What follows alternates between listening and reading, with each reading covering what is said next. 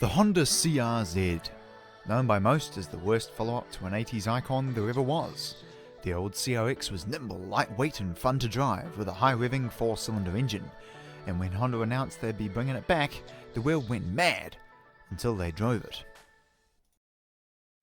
G'day and welcome to my series on coupes and convertibles, where every week we'll get a new car on to review, and at the end I'll decide which one I think is best. And this week we've got a 2010 Honda CR-Z manual. And I have to give a massive thank you to Cheapo Cars for loaning me this particular example. They've got a great selection of affordable cars right throughout their sizable complex, so check them out through the link in the description. Now I probably sounded decidedly harsh on this car in the intro, but truth be told, I was just delivering the general viewpoint of this car from the public. Every journalist and their mother seems to think this car is quite fun to drive, but too focused on fuel economy to really be a true replacement to the old CRX. And I have to agree, Honda couldn't decide what they wanted this car to be. I mean, was it a replacement for the long-lost Integra, or a more funky and attractive looking Jazz hybrid? A car designed to blast down the back roads, or a little city runabout. As a result, it didn't sell. Nobody knew what it was for, which drove the prices down, and now we end up here, $12,000. So is it worth it? I think so, and I'll explain why in a moment. Even if the drivetrain didn't live up to the original, the exterior certainly does. With two doors and that sloping rear end, most people who don't know what it is will come up and be like, hey, that looks like my old CRX I used to have back in '88. And above all, it just looks cool. In a world full of silver and grey boxes, this is a refreshing look. The interior is equally striking. I'm not usually a fan of white interiors, but I feel like this suits the sort of funky vibe of the car quite well. As with all Hondas, the steering wheel, pedals and shifter are all placed fantastically, and the gauge cluster looks awesome, and I mean awesome. I know some people think it looks a bit gimmicky, but I genuinely think this is one of the best looking gauge clusters that Honda has ever made.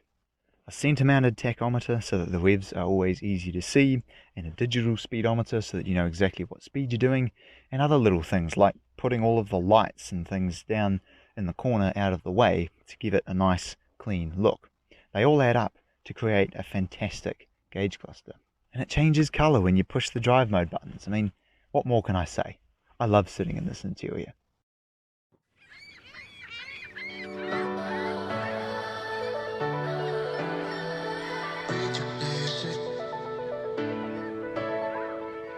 People's main complaint with this car is that it's slow.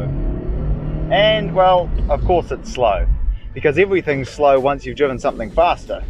When you drive this, you have to sort of shift your thinking and start to notice things like the fact that the chassis is basically the one that you find on the FN2 Civic Type R, no less.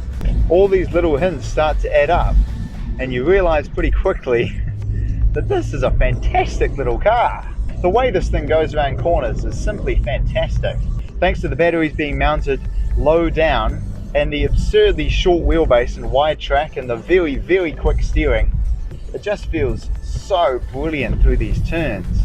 The transmission feels great too. It has that typical Honda notchiness and precision that just feels fantastic. And because the gears are very short, you find yourself using it an awful lot. Well, that's fine by me. I'm going to state the obvious and say that I think it needs just a little bit more power. It's got 84 kilowatt, which embarrassingly is actually less than the CRX had back in the 80s. As a result, it's certainly not going to win you any drag races. But what it will do is teach you to drive in a different way. Rather than using outright power to keep up with people, you learn to hold your speed through the corners. This car is a joy to drive on a twisting back road like this, because you can pummel it through the corners and floor it on the straights, but still feel like you're doing an acceptable speed. This to me is the absolute sweet spot for a car.